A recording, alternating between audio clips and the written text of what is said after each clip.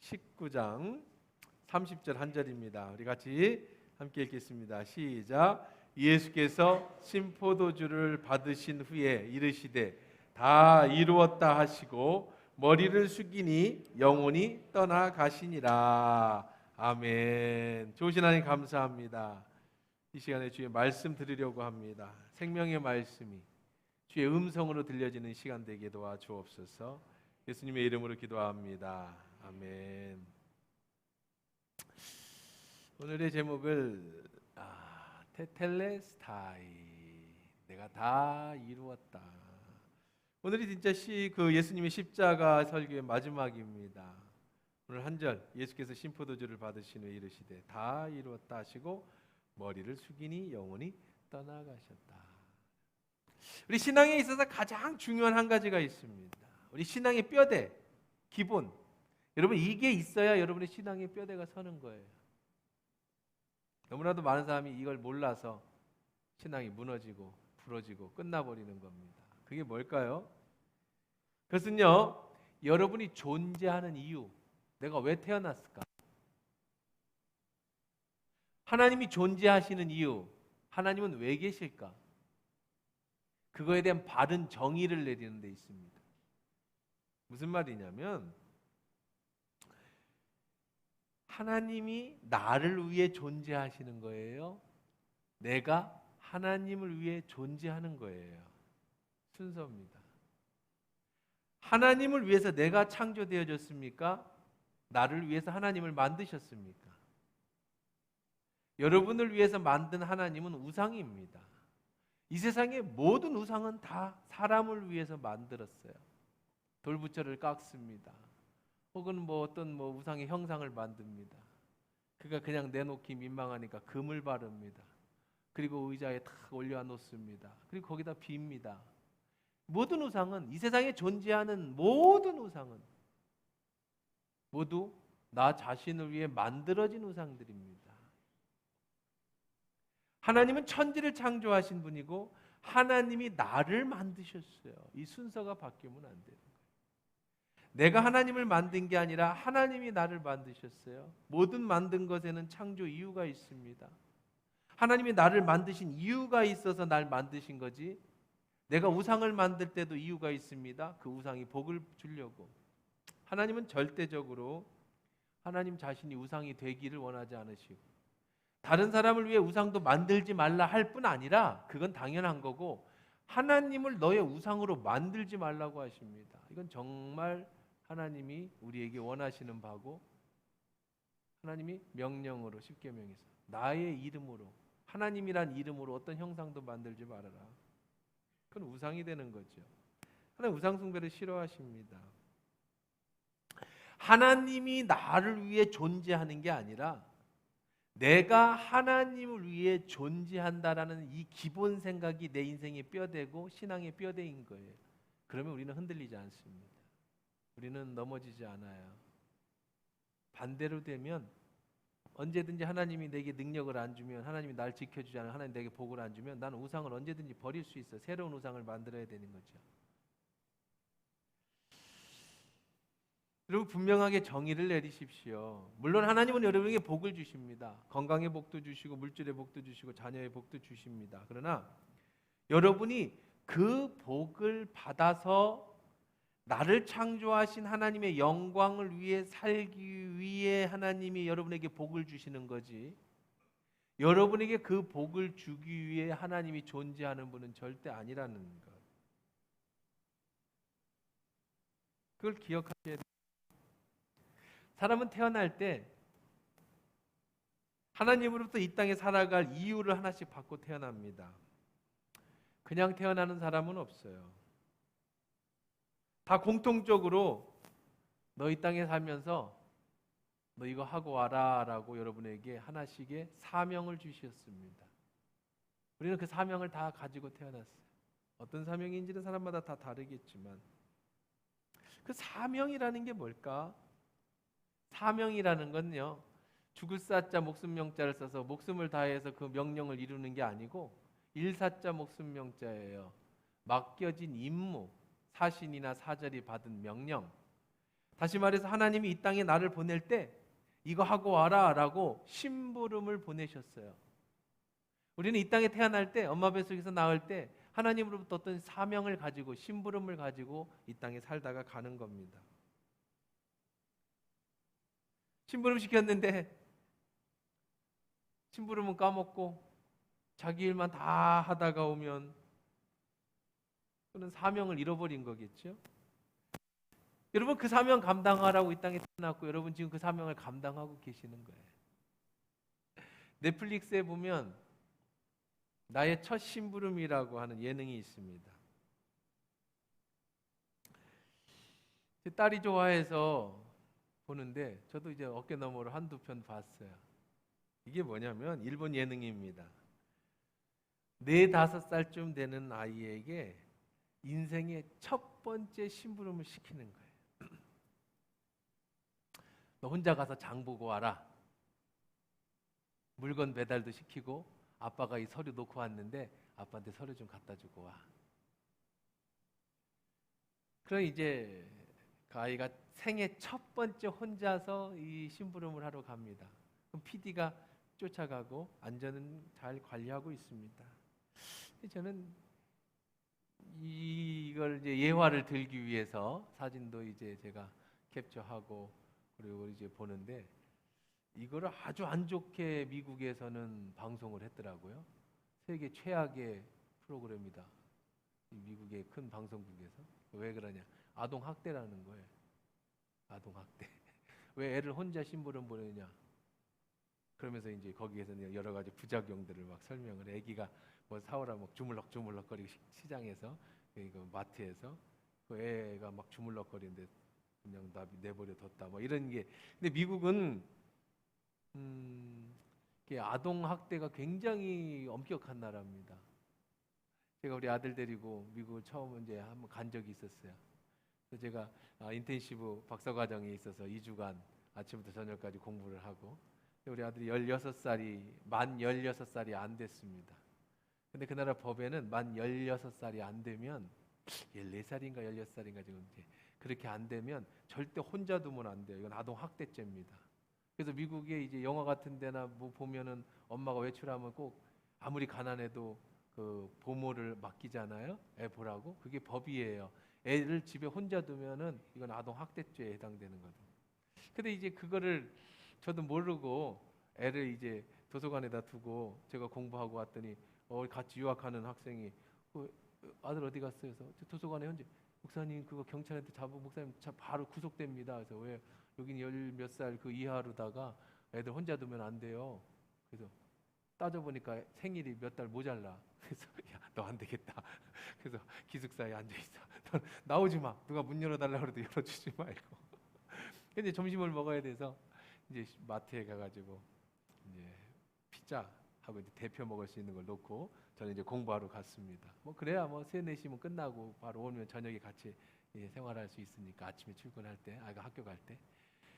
근데 좀 있으면 막 난리가 났어요. 전화가 왔어. 가보니까 이제 영어를 이렇게 읽어보니까 뭐 300와트 그 전자레인지에 30초를 뭐 데우고 뭐 이게 근데 우리 아들이 그걸 잘못 읽어가지고 30분을 누른 거예요. 전자레인지에다가 피자를 넣고 30분을 누르고 자기는 이제 다른 일을 했지. 연기와 불이 나가지고 연기가 그냥 그 냄새가 계속 나중에 나올 때 청소비 엄청나게 물어내고 잡혀갈 뻔했어요. 아동학대. 근데 일본이나 우리나라는 이렇게 애 혼자 심부름 처음 보내고 그러잖아요. 이게 나의 첫 심부름이라는 프로그램인데 이 애기가 이제 심부름을 갑니다. 엄마가 좀 재미있으라고 그랬겠죠. 사과 몇 개 하고 생선을 사오라고 심부름을 시켰어요. 또 이제 종이 쪽지 봐서 이제 훨씬 열심히 가가지고 사과 샀습니다. 생선 샀습니다. 근데 이제 이렇게 오르막이에요. 집이 언덕 막 올라가다가 거기서 놓쳐가지고 사과가 막 굴러갑니다. 그럼 이제 막 거기서 어떻게 할 바를 모르면은 이제 또 그 일하던 아저씨가 이제 와서 도와주는 것처럼 해가지고 이제 애가 이렇게 일할 수 있게 도와주고, 그다음에 생선을 놓쳐가지고 그냥 생선이 흙에 막 뒤부들 이걸 이렇게 집어야 되는데, 이거 애기가 생선을 집어야 돼.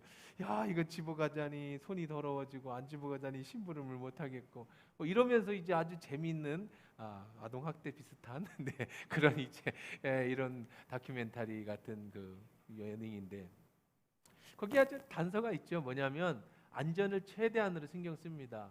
바로 붙어서 혹시 길 건널 때라든지 혹시 얘가 당황해서 울고 그러면 짠하고 당연히 보호자가 나타납니다. 엄마가 나타나진 않고 거기 방송국에서 PD가 나타난다든지 아니면 꼭 지나가는 사람이 도와줘서 마침내 얘가 그 심부름을 해내게 하는 거죠. 제가 왜 장황하게 이런 이 프로그램을 설명을 하냐면, 그리고 마지막에 꼭 감동이 와요. 참 큰 감동은 뭐냐면, 그 애가 어렵게 그 심부름을 첫 심부름을 하고 엄마 하면서 자기 심부름 잘했다고, 이거 성공했다고, 그런 엄마가 콕 안아주면서 하면 그 애의 얼굴에 그냥 우쭐한 미소와 그 조금 전에 울고 뭐 그렇게 했던 걸 막 무용담처럼 엄마 넘어졌는데 뭐 그랬어 그랬구나 막 그러면서 이제 마지막에 그렇게 해피엔딩으로 끝납니다.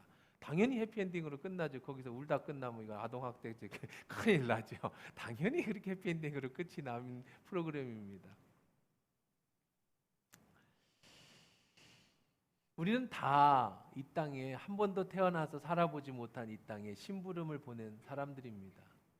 하나님은 여러분이 이 땅에 태어날 때 심부름을 사명을 하나씩 주고 보냈어요. 무엇이 됐든 하나님 나라와 영광을 위해서, 교회를 위해서, 가정을 세워서.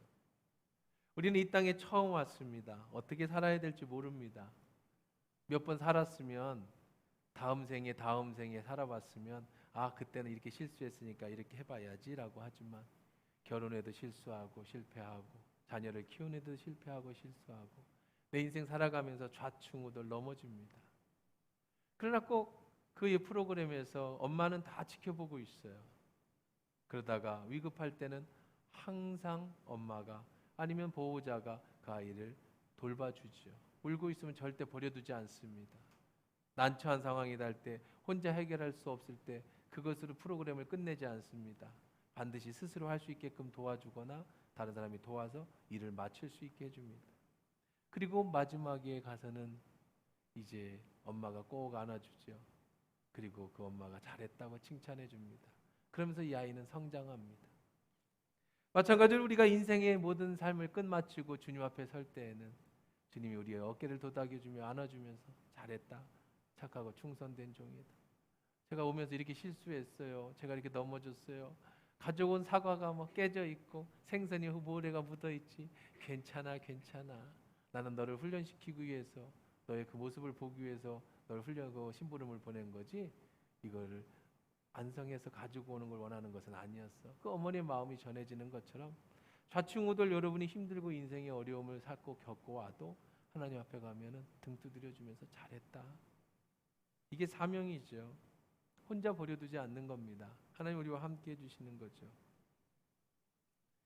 이 말씀을 어제 준비하고 그 후에 있은 일입니다만은, 제가 어제 이제 어떤 그 모임에 가서 어떤 분이 이제 특송을 해요. 특송을 하시는데 참 못해. 나이가 한 60이 넘으신 분인데 노래를 못해도 저렇게 못하나 심란하더라고요. 이제 아마 기도를 많이 하셨는가 봐. 그러니까 뭐 목이 많이 쉬었고, 그러니까 내 스타일이 아니야. 그러니까 옛날 고전 스타일의 찬양이고, 그러고 나서 내 마음에 그런 생각이 들었죠. 참 나이가 드니까 목소리도 늙는구나. 아이고 저분은 이제 그만 사역하셔도 되겠다. 뭐 이런 생각을 하고 있는데 하나님이 제게 이런 마음을 주시더라고. 귀엽지 않니? 귀여워요? 할머니인데 목소리다. 나는 참 귀엽다. 난 정말 예쁘다 저 모습이.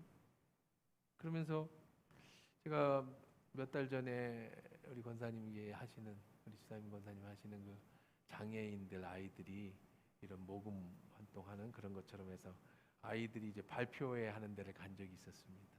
그 장애우들이에요. 서른도 넘고 마흔도 넘는 학생도 있고 뭐 젊은 애들도 있고 그 앞에 나가서 이제 한 7살 정도 이제 지능 정도라고 만약에 예를 든다면 그 학예의 발표 같은 걸 하는 거예요. 전 너무너무 감동을 받았어요. 그 비싼 돈 주고 사 어떤 오페라 가수 그런 거보다도 그 부모의 심정, 참 그 아이들이 그런 장애를 가졌음에도 불구하고 앞에서 공연을 하는 열심히 하는 그 모습이 너무너무, 그리고 부모들의 얼굴 표정을 보면, 그리고 제가 그 부모의 심정으로 그 아이들을 보니까 서른이 넘고 마흔이 넘었고 그 아이들이 어떻든 그 나이가 어떻게 됐든 간에 그 모습이 참 예쁘고 정말 사랑스러웠겠다. 그 마음이 하나님의 마음이라는 생각이 들었어요. 내가 볼 때는 아이고 뭐 저렇게 목소리도 그렇고, 근데 하나님 보시기에는 그 사람이 너무 귀엽고 예쁜 거예요. 우리는 이 땅에 보내심을 받을 때 뭐 장애로 태어났는데 제가 무슨 하나님 앞에 사명이 있겠어? 무슨 심부름이나 할 수 있겠어? 그들은 그 존재 자체로, 장애를 둔 아이를 부모 가진 마음의 어머니는, 아버지는 물론 얘가 건강하고 사람의 역할을 다 하면 좋겠지만 그러지 못해도 그냥 존재로서 너무 예쁘고 존재로서 너무 고맙고 너무나도 사랑스러운 것처럼, 우리가 1달란트를 받았든 5달란트를 받았든 얼마만큼의 심부름을, 여러분 큰 심부름을 하든 작은 심부름을 하든 하나님 앞에 받은 사명을 가지고 이 땅에 존재하는 자체, 그리고 좌충우돌해가면서 하나님을 기쁘시게 하려고 노력하는 그 모습, 때때로 넘어지고 때때로 자빠지고 때때로 내 욕심대로 심부름 갔던 애기가 그냥 어떨 때는 사탕에 눈이 빠져가지고 심부름을 잊어버리고 그거 보고 있느라고, 때로는 그냥 어떤 유혹에 넘어가가지고 그냥 오락실 앞에 뿅뿅뿅 거리는 거에 그냥 정신을 팔리고 심부름은 다 잊어버리고, 자기 과자 사 먹다가 이 심부름은 잊어버리고, 그럼에도 불구하고 마지막에 그것을 완수해내는 때 그런 좌충우돌을 하면서 그 모습이 부모가 참 이쁘고 귀여운 거죠. 마찬가지로 하나님은 우리를 그렇게 바라보고 계시다는 거고요. 우리는 우리에게 주신 그런 사명들이 무엇이 됐든 간에 하나님 앞에 갈 때에 잘했다 칭찬 듣는 우리들의 인생의 목적이 되기 위해서 반드시 그것을 이루어 나가야 된다는 것을, 그것을 사명이라고 하는 겁니다. 예수님도 이 땅에 사명을 가지고 오셨습니다. 예수님이 이 땅에 우리와 똑같은 육신을 입고 이 땅에 오셨는데, 이 땅에 오신 예수님이 좀 눌러줘요. 눌러줘라. 기도 받아야 되나? 눌러줘라. 어이야, 그렇게 막 눌러지지 말고.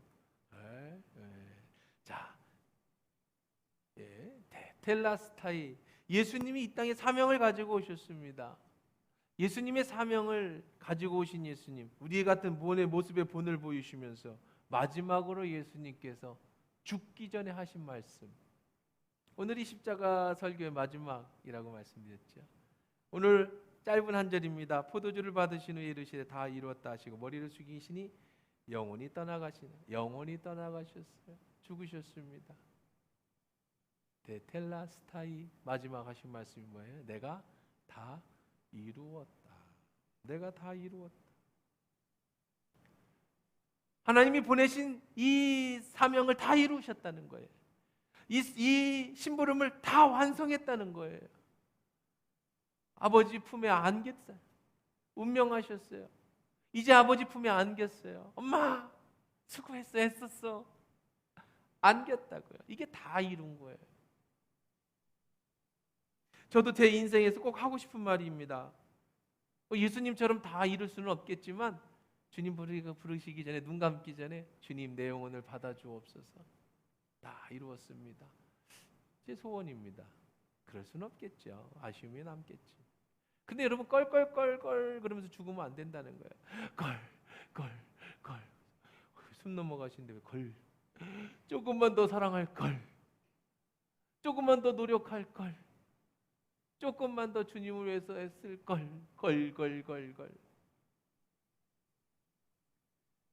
마지막에 내 영혼을 받아주옵소서, 다 이루었다 하고 죽어야지 걸 하다 죽으면 다시 살 수 없는 인생인데, 그 심부름 완성하지 못하고 생선은 바닥에 내팽개치고 사과는 대굴대굴 굴러가고 그냥 세상에 다 빠져 있다가 결국은 완성하지 못하면 물론 하나님 그 엄마는 데리고 가지요. 얼마나 부끄럽겠습니까? 예수님이 마지막 십자가에서 하신 말씀 다 이루었다. 이거는요. 언제 쓰는 단어냐면 데텔라스타이라는 것은 언제 쓰는 말이냐면 완납이라는 거예요. 완납. 완전히 납부했다. 노예를 살 때 노예 가격이 얼마입니까? 얼마입니다. 하면 돈을 지불하고 도장을 땅 받습니다. 데텔라스타이 완납. 하나님이 자신의 몸값으로 하나님께 드리면서 예수님이 자신의 몸값을 하나님께 드리면서 예수님이 이 땅에 보내신 하나님의 사명을 다 완납했어요. 더 이상 갚을 것이 없습니다. 무엇으로 그 값을 치르셨습니까? 자기의 몸으로 값을 치렀어요. 누구에게? 하나님께. 무슨 값이죠? 여러분의 죄값입니다. 여러분이 활부로 잘 샀습니다. 은행 융자로 집을 샀습니다. 마지막 달 여러분의 활부금을 원금을 다 갚았어요. 완납 도장이 딱 데텔라스타이 완납이 딱 찍히는 것처럼 예수님이 자신의 사명을 다 이루셨어요. 나이가 33살에 예수님이 그렇게 말씀하셨습니다. 저 이제 50이 넘었는데 아직도 나는 시작도 안 한 것 같아요. 근데 예수님은 33살에 다 이루셨다고 말씀하셨어요. 여러분, 예수님이 이루신 그 완납한 게 뭘까? 복음이 그 십자가의 복음의 분명한 목적이 뭘까? 왜 그렇게 완납하실 수밖에 없는가? 요한복음 6장 30절 40절 말씀입니다. 내가 하늘에서 내려온 것은 내 뜻을 행하려 함이 아니요 나를 보내신 이의 뜻을 행하려 함이라. 하나님이 이 땅에 오신 거는 자기의 의지를 가지고 온 게 아니라 심부름으로 왔다는 거예요. 누구의 뜻? 나를 보내신 이의 뜻. 그 뜻이 뭔데요? 40절에 나옵니다. 내 아버지의 뜻은 아들을 보고 믿는 자마다 영생을 얻는 이것이니 마지막 날에 내가 이를 다시 살리라 하리라.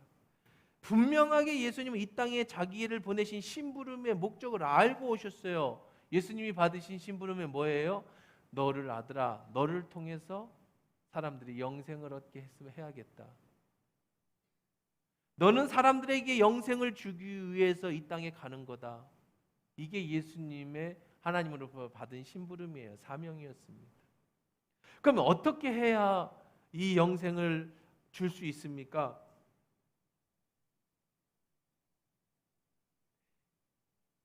어떻게 해서 내 사명을 이룰 수 있습니까? 사도행전 4장 12절 다른 이로서는 구원을 얻을 수 없나니 천하 사람 중에 구원을 받을 만한 다른 이름 우리에게 주신 일이 없습니다. 오직 예수로만 우리를 구원해 주신다. 오직 예수로만 우리의 영생을 준다. 그러기 위해서 오직 예수님만 이 사명을 받아 갖고 왔어요. 예수님 무엇을 이룬다는 겁니까? 십자가에서 여러분의 구원을 이룬다는 거죠. 다른 이로서는 어떤 사람에게도 이 사명을 주신 적이 없어요. 많은 사람들에게 예수님이 부처님에게 야 너는 내려가서 사람들을 중생을 시켜서 극락으로 천국으로 이끌게 하고 와라. 마호메트에게 너는 이슬람을 통해서 많은 사람들을 이 천국으로 인도하게 하러 와라. 예수님에게 너는 기독교를 통해서 이 땅에 사람들을 전도해가지고 천국으로 데리고 와라. 그러지 않으셨다고요. 다른 이로서는 어느 누구도 우리에게 구원을 주신 일이 없어요. 천하 사람에게 구원을 받을 만한 다른 이름 우리에게 주신 일이 없어요. 오직 예수 그리스도 그분의 십자가의 은혜로만 오직 예수로만 여러분이 구원을 받고 예수님은 그 사명을 감당하기 위해서 십자가를 지기 위해서 이 땅에 오셨고 마지막에 죽기 전에 하신 말씀이 그 사명을 내가 다 이루었다라는 겁니다. 그분을 믿을 때만 여러분이 구원을 얻습니다. 십자가에만 구원이 있습니다. 죽음으로 예수님은 이 땅의 사역을 다 이룬 거죠. 이 사실을 믿을 때 우리가 구원을 얻어요. 아니 왜 십자가밖에 다른 것이 없습니까? 다른 방법은 없습니까? 33살에 예수님이 다 이뤘다고 하시면서 십자가를 짓고 오늘 운명하시죠. 여러분 세상에 얼마나 오래 사느냐가 중요한 게 아니에요. 예수님은 33살밖에 안 사셨지만 그는 삶을 다 이뤘다고 말씀하시는 거죠. 우리의 선주 애국 선열들이 보십시오. 우리의 영원한 누나, 유관순 누나, 나이로 치면 90은 넘었으셨을 거예요. 우리는 항상 유관순을 누나라고 불렀어요. 지금도 누나죠. 왜? 20대 초반, 20대가 안 됐는가요? 그 어린 나이에 죽었습니다. 뭘 알아서. 근데 마지막에 죽기 전에 대한독립 만세를 외치고 형무소에 끌려가서 모든 고난과 박해를 다 받으면서도 고문을 다 당하면서 끝까지 대한독립 만세를 외치고 죽었던 그런 분들의 죽음이 있었기에 이 나라의 대한독립이 이루어졌고, 그런 분들의 정신이 있기에 이 나라의 자유 대한민국이 세워져서 오늘까지 우리가 이렇게 자유를 얻을 수 있는 거죠. 90까지 살면서 남 등이나 쳐먹고 그냥 벽 긁다가 다 이뤘다, 그럴 수는 없는 거죠. 20살에 죽든 30에 죽든 40에 죽든 50에 죽든 언제 죽느냐가 아니라 우리에게 주신 사명을 이루고 죽느냐가 더 중요하다는 거예요. 예수님이 마지막 말 다 이루었다라는 이 말, 예수님 십자가에서 죽음으로 그 자신의 사명을 감당하셨습니다. 요한복음 15장 11절에서 14절입니다. 내가 이것을 너에게 이름은 내 기쁨이 너희 안에 있어 너희 기쁨을 충만하게. 내가 이 말을 한다. 내가 이 말을 하는 거는 내 안에 있는 기쁨이 너에게 충만하게 하려고 하는 거야. 내 계명은 곧 내가 너희를 사랑한 것 같이 너희도 서로 사랑하라는 것이야. 자, 내가 너희 사랑했으니까 내가 떠난 뒤에도 너희들 서로 사랑해. 그러는 것이 나의 기쁨이야. 그것을 너에게. 자, 그럼 그 기쁨이 뭐냐? 보세요. 사람이 친구를 위하여 자기 목숨을 버리면 이보다 더 큰 사랑이 없나니 너희는 내가 명하는 대로 하면 너 나의 친구라. 예수님 이렇게 말씀하셨어요. 야, 나는 너에게 기쁨이 충만하다. 내 기쁨을 너희들도 좀 나눠 가졌으면 좋겠다. 너희도 알았으면 좋겠다. 너희도 그렇게 내가 가진 기쁨처럼 너희도 기쁨을 가져. 그 기쁨은 뭐냐면 말이지, 친구인 너희를 위해서 내 목숨을 버리는 거야. 내가 너희를 위해서 내 목숨을 버리는 게 나의 기쁨이야. 여러분을 위해서 예수님이 십자가에 돌아가셨는데 예수님은 자신이 십자가에서 죽는 것을 기뻐하셨다고 그래요. 죽기 전에 예수님은 십자가를 생각하면서 기뻐하셨어요. 왜냐하면 데텔라스타이, 다 이루기 위해서, 내가 죽음으로 너희를 살리기 위해서, 친구를 위하여 목숨을 버리면 이보다 더 큰 사랑이 없다. 그 사랑을 너에게 전해주니 나는 너무나도 기쁘다. 내가 죽어서 너희들을 살릴 수 있으니 나는 참 기쁘다.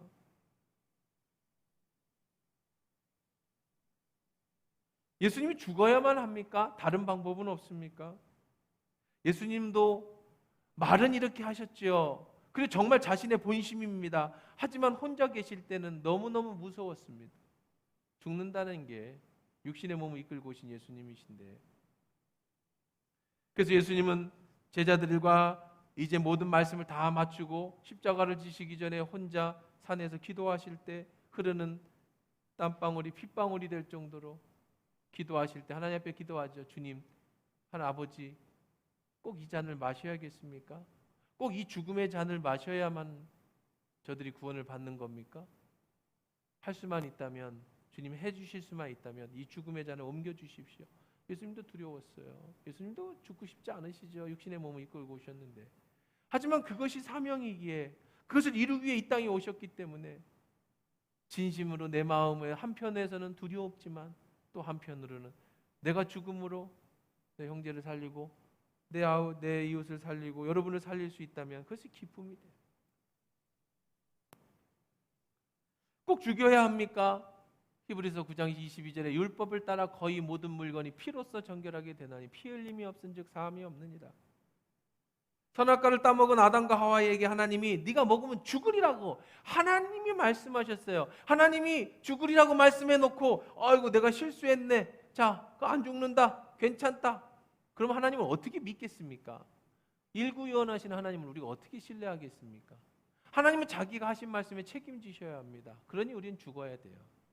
죽는다고 했잖아요. 그래서 하나님은 자기 하나밖에 없는 아들을 대신 죽이십니다. 여러분을 살리기 위해서. 예수님은 여러분을 살리기 위해서 대신 죽습니다. 그것이 예수님의 기쁨이었어요. 물론 그 사명을 감당하기 위해서 너무나도 괴로운 일이지만 한편으로는 나를 살린다고 하는 그 사명이, 그 심부름이 하나님 앞에 갈 때 기쁨이 되는 거죠. 만약에 여러분 예수님이 죽지 않으셨다면 우리는 우리의 죄 때문에 우리가 불붙는 지옥의 심판을 받아야 합니다. 이 문제를 해결할 수 있는 유일한 방법이 예수님이 죽는 것밖에 없어요. 다른 게 없어요. 이 잔을 옮길 수가 없어요. 예수님이 하나님이 말씀하신 그 말씀을 번복할 수가 없어요. 그러니 죽어야 합니다. 그래서 예수님이 죽으실 수밖에 없는 거예요. 내가 죽어야 하고 내가 가야 할 지옥을 예수님 내 대신에 지시고 죽으셨으니 우리는 그대 무죄 석방이 됐어요. 그 값을 다 치렀다고요. 저와 여러분의 그 죄값을 다 치렀다고요. 완납했다고요. 대텔레가 되어주셨다고요. 이것이 하나님의 엄청난 선물입니다. 이것 말로 할 수 없는 축복입니다. 이 사실을 믿는 여러분이 사망에서 생명으로 옮겨졌습니다. 생명의 성령의 법이 죄와 사망의 법에서 여러분을 해방시켰는 줄 믿습니다. 해방이 선포되어졌어요. 누구든지 그리스도 안에 있으면 새로운 피조물이라. 이전 것은 지나갔으니 보라 새 것이 되었도다. 이전 것은 무엇이었죠? 죄의 욕심에 따라져서 영원히 죽을 수밖에 없는 여러분의 운명이었어요. 그것이 이전 거였습니다. 그런데 예수 그리스도가 죽음으로 이 사실을 바라보고 믿는 자들에게는 새 생명을 얻게 되었어요. 새 것이 되었습니다. 이것이 선물입니다. 해방이 선포되었습니다. 채무 보증 완료되었습니다. 이것이 자유입니다. 죽어서 간 하나님의 나라가 아니라 이 순간 여러분 머릿속에 있었던 하나님 그 사랑, 예수님의 사랑, 그 십자가가 내 가슴으로 내려올 때 이 십자가가 능력이 됩니다. 이 십자가가 내 마음에 평안을 가져다 줍니다. 이 십자가가 나를 살립니다. 이 십자가가 나를 생명을 가져다 줍니다. 그래서 예수님이 그 모든 것을 지시고 십자가에서 죽으셨고 이 순간에 다 이뤘다고 말씀하시는, 우리 지난주에 부흥성회를 통해 은혜를 받았습니다. 올해 주제를 아버지 하나님의 사랑으로 접었어요. 핵심이 뭡니까? 하나님의 사랑이 내 머리에서 가슴으로 내려오는 것이 우리의 신앙의 전부예요. 사단이 하는 일이 뭡니까? 여러분의 가슴으로 하나님의 사랑을 못 믿게 하는 게 사단이 하는 일입니다. 왜곡시키는 게 하나님의 그 사단이 하는 일입니다. 하나님은 선하지 않다고 거짓말하게 만드는 게, 그래서 여러분의 상처난 과거와 아픔, 그것들로 인해서 여러분들이 하나님의 사랑을 못 믿게 만드는 게 사단이 하는 일이에요.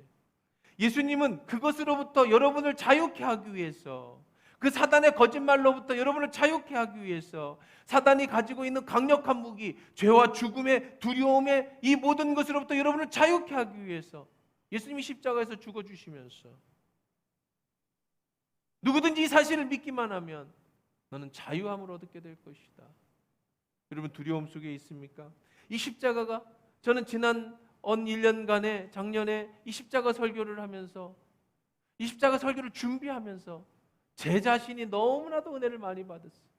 단순히 나를 위해서 죽으신 십자가, 나를 구원하는 십자가가 아니라 이 십자가의 비밀 속에는 죄와 사단의 수많은 유혹과 혹은 우리의 수치심과 우리의 아픔과 우리의 슬픔과 우리가 가지고 있는 모든 고난과 이 모든 것들을 다 해결할 수 있는 능력의 십자가, 이 십자가가 나를 살리고 이 십자가 그런 권능이 있어요. 예수님의 죽음이 나를 살리는 능력이 된 십자가예요. 이 사실을 믿을 때에 여러분을 누르고 있었던 수많은 죄의식과 여러분을 누르고 있는 사단이 건져준 여러분이 하나님을 선하지 않다라고 믿어서 그로 인해서 오는 수많은 상처와 아픔들이 깨끗하게 씻어지는 은혜가 있는 줄 믿습니다. 이 사실이 믿어질 때예요. 이 사실을 못 믿으면, 머리로만 알고 있으면, 아직도 십자가가 여러분 머릿속에만 있으면 우리는 그 자유를 누릴 수가 없어요. 그 기쁨을 누릴 수가 없어요. 태평양 전쟁이 끝났는데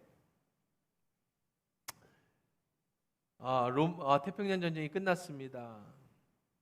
오모다라는 사람이 일본이 항복을 인정하지 않고 30년간 필리핀 정글에서 숨어서 결사항전을 했습니다. 미군이 일본이 함락했으니 도망치고 일본군은 투망하라라고 적힌 전단지를 그 후방섬이라고 하는 필리핀 섬 정글에 다 살포했습니다. 최후의 마지막까지 항전했던 43명의 일본 군인 중에 40명이 미군의 이 전단 살포를 읽고 두 손을 두고 투항해서 일본으로 돌아갔습니다. 근데 끝까지 3명은 이 사실을 믿지 못했어요. 우리 대일본 제국이 미국에 질 리가 없다. 이거는 미군들이 우리를 회유하려고 하는 거짓말이다. 지금 일본이 잠시 전쟁에서 밀려서 지금 필리핀에서 후퇴할 수는 있지만 전쟁이 끝나지 않았다. 그러니 우리는 후방에서 끝까지 남아서 지켜야 한다. 이런 생각을 가지고 30년을 정글에서 산 겁니다. 오모다라는 일본 장교가 30년 동안에 온갖 나쁜 짓을 해가면서 어떻게 30년을 살았겠습니까? 정글 밖에 빠져나와서 필리핀 주민이 사는 마을을 습격해가지고 마을 전체를 불태우기도 하고 오모다를 생존하기 위해서 마을의 식량을 모조리 약탈해 가기도 하고 여의치 않으면은 서슴없이 주민들을 살해하고 전쟁 중이니까 그렇게 30년을 목숨을 건지며 살았습니다. 그러다가 어느 일본 청년이 이 소식을 듣고 호기심이 생겨서 필리핀의 정글을 찾아 들어갑니다. 그리고 오모다를 만납니다. 그리고 핸드폰으로 지금 일본의 발전상, 지금 전쟁이 어떻게 됐고 자세하게 설명을 해줍니다. 그제서야 그 사람이 항복을 하고 이제 투항을 했습니다. 와보니까 30년 전에 이미 투항했던 자기 부하들은요 일본에서 잘 살고 있습니다. 자기만 30년 동안 아직도 전쟁에서 학살하며 남을 죽이면서 살았던 거예요. 물론 일본에서는 영웅이 됐습니다. 끝까지 투항하지 않았다는 사실로. 예수님의 십자가가 나의 모든 고난과 아픔과 나의 죄를 다 지시고 죽으신, 다 이루신 사건이다. 이 사실이 여러분이 믿을 때 그냥 삐라를 수없이 들면서도 아닐 거야 라고 못 믿으면 그 자유를 누리지 못하는 것이고, 여러분이 이 사실을 믿고 십자가 앞에 나와서 주여 내가 죄인입니다. 나의 죄를 용서하소서. 내가 믿음이 없나이다. 내게 믿음을 주옵소서라고 고백하고 예수의 십자가, 다 이루셨던 그 십자가가 여러분의 가슴으로 내려오면 여러분을 붙잡고 있던 모든 영혼을 잡고 있는 사단의 권세로부터 여러분은 자유함을 주실 것이고, 여러분에게 하나님이 주시는 다 이루신 그 하나님의 사랑, 십자가의 사랑이 여러분을 새롭게 변화시키는 능력이 될 줄 믿습니다. 여러분이 아직까지 머리로만 십자가를 믿고 있다면, 그래서 우울감과 좌절감과 그런 죄의식에 사로잡고 수치심에 사로잡아가고 있다면, 여러 가지 음란하고 더럽고 세상적인 생각에 자유롭지 못하고 살아가고 계시다면, 육신의 질병에 놓여서 그 자유를, 참된 기쁨을 누리지 못한다면, 이제 오늘 마지막 십자가의 설교입니다. 예수님이 십자가에서 죽기 전에 하신 말씀, 다 이루었다, 데텔라스타이, 이 자유와 해방이 오늘 여러분 가슴으로 내려오고 믿어지는 하나님의 크신 은혜가 있길 주의 이름으로 축원합니다. 마지막으로 성 프란시스의 예화를 하나 드리고 마치려고 합니다. 성 프란시스코가 자기 고향에 있을 때의 일입니다. 하루는 집 우물에 하인이 물을 길러오는 모습을 봤습니다. 잘 안 보이실 텐데 옛날에 이제 이렇게 두레박으로다가 물을 떴잖아요. 근데 이 하인이 이상한 행동을 합니다. 두레박은 뭐 여러분 웬만하면 아실 거예요. 1부 때는 제가 설명을 했어야 되는데 2부 때 나오시는 분들은 대부분 두레박이 뭔지 알고, 모르면 저 민속촌에 가서라도 한번 던져보고. 두레박이 이렇게 항아리, 저희 옛날 어렸을 때는 나무로 이렇게 만든 항아리를 물이 줄줄 새는 나무에다가 나중에 이제 좀 커보니까 고무 항아리이죠. 타이어로 만든 고무 검은 항아리 이런지 이걸로 바뀌었습니다. 어쨌든 나무로 만든 이 두레박을 던집니다. 그러면 안 나와요. 그렇죠? 물이 안 고여집니다. 뜨잖아요, 배처럼. 그러면 놨다 해서 물이 조금 들어가게 해가지고 물이 어느 정도 차면 쭉 가라앉으면 물이 찹니다. 그리고 이제 설설 물을 빼야 되는데, 이 하인이 물을 채운 다음에는 거기다 나뭇가지를 하나 주워 가지고 거기다 던지는 거예요. 그래서 물어봅니다. 아니 자네는 왜 그냥 물을 기르면 되지 거기다 나뭇가지를 왜 던지는가? 예. 물을 퍼올릴 때 물이 요동하지 않도록 나무를 던지는 겁니다. 만약에 나뭇가지를 하나 던지지 않고 제가 아무리 조심해도 물이 옆으로 자꾸 철렁철렁철렁 하면서 다 얹어내면 반도 안 남습니다. 여러분 해보신 분은 알아요. 옛날에 그것도 엄청난 요령이 필요한 겁니다. 그 막 힘으로 잡아 빼면 출렁거리면서 가운데 이게 줄을 매달아서 가운데 중심을 잡았는데 막 흔들거리면서 그 바켓이죠. 그게 막 엎어지면 아예 물 하나도 못 건질 때도 있죠. 그런데 여기다가 나뭇가지를 던지면 나뭇가지가 출렁출렁거리는 것을 잡아줍니다. 그리고 그 나뭇가지를 보면서 조심스럽게 물을 올리면 물을 많이 건질 수 있습니다. 하인의 말을 들은 프란시스가 크게 깨닫게 됩니다. 그리고 나중에 친구에게 편지를 쓰는데 이렇게 썼습니다. 우리는 얼마나 자주 흔들리는 마음의 물통을 가지고 있는가. 두려움으로 흔들리는 마음, 고통으로 심하게 요동치는 마음, 절망으로 부서지는 마음. 이것은 마치 심하게 흔들리고 출렁거리는 물통과 같은 것이지. 그러나 거기에 십자가라는 막대기를 던져보게. 예수의 십자가가 출렁거리는 내 마음, 때로 넘어지고 좌절하고 슬퍼하고 또 다시 두려움에 휩싸이고 염려와 근심에 휩싸이는 그 마음, 우리 집회를 할 때 하나님의 사랑을 느낄 때 너무나도 좋았지만 막상 현장에서 또 살아다 보면 또다시 밀려오는 그 많은 죄의 유혹들과 또 그런 것들로부터 오는 우리들이 흔들리는 그 마음에 예수의 십자가 다 이루었다라고 하는 데텔라스타이 완납이라고 하는, 그래서 사단은 절대로 여러분을 해하지 못한다라고 하는 그 확실한 믿음으로 여러분의 끝까지 여러분의 인생이 완주되길 주의 이름으로 축원합니다. 준비한 말씀은 아닌데 어제 저녁에도 제가 자면서 기도하는데 자려고 하는데 환상 속에서 너무 많은 사탄들이 나타나더라. 꿈이 아니라 이제 막 잠이 안 들었을 때인데, 근데 저는 그러면 좀 좋아합니다. 그러면 저는 감사합니다. 한번 또 싸워봐야겠네. 재밌겠네. 한번 덤벼라. 막 이러면서 좀 재밌어합니다. 그럴 때가 있어요. 가끔씩 엄청난 그 죽음이 두려움이 확 엄습해 오면 사단의 형상들이 막 덤빌 때. 그래서 하나님 이제 어떻게 하시려는가 봤는데 마치 허수아비처럼 실에 머리가 매달려 가지고 그 엄청나게 두려우며 공포에 막 물려오던 것들이 쑥쑥쑥 날아가는 연처럼 싹 날아가는 거야. 그리고 편안하게 잠이 들었어요. 사단은 허상입니다. 여러분을 무섭게 하고 두렵게 하고 여러분을 죽을 것 같게 만들고 이러다가 망할 것 같고 내가 병들어서 죽을, 이래서 여러분의 마음에 막 두려움을 막 몰아오고 하는 것도 다 허상이에요. 허상. 절대 그런 일이 일어나지 않습니다. 하나님이 살아계신데 어째 그런 일이 일어나겠습니까? 두려워하지 마십시오. 예수의 십자가는 그런 모든 것을 물리치고도 훨씬 남는 그런 능력이 되는 줄 믿습니다. 힘들 때마다 여러분의 마음에 요동칠 때마다 예수의 십자가를 붙잡고 여러분에게 주신 심부름 잘해서, 물론 넘어질 수도 있고 좌충우돌할 수 있지만 주님 만나는 날 꼭 끌어안아주면서 잘했다 착하고 충성된 종아, 내가 적은 일에 충성했으니 내가 내에게 믿음을 보였으니 너에게 큰 일을 맡기겠다는 그 칭찬 듣는, 예수님이 마지막 말씀하셨던 데텔레스타이 다 이뤘다는 것처럼 여러분이 죽기 전에 주님, 예수님만큼은 아니어도 내게 주신 이 심부름 잘하고 갑니다 라고 그렇게 운명할 수 있는 저와 여러분 되기를 주의 이름으로 축원합니다.